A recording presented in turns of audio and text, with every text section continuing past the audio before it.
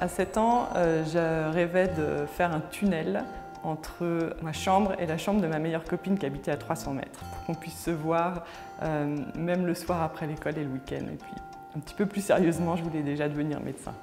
Je suis oncopédiatre à Gustave Roussy, ici en pédiatrie, et je m'occupe en particulier des patients avec des tumeurs cérébrales, et je fais aussi toute la partie d'oncogénétique.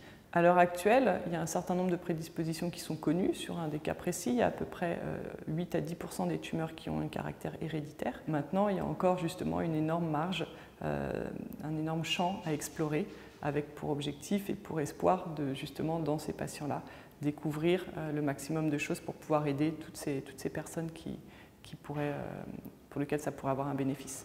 Un cancer à 7 ans, je pense que c'est un chamboulement de vie à la fois pour un enfant et puis pour toute la famille qui l'entoure. Donc moi, la première question, et étant intéressée par l'oncogénétique, c'est pourquoi. Et j'ai envie de savoir, j'ai envie de creuser, j'ai envie de me donner les moyens de répondre à cette question, qui est une question fondamentale et en général une des premières questions que les parents, les enfants et les jeunes adolescents posent en consultation.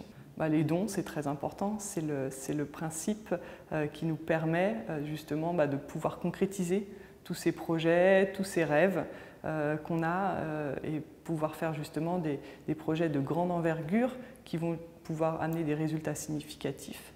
Et c'est seulement par les dons que l'on peut espérer pouvoir mener à bien ces projets-là.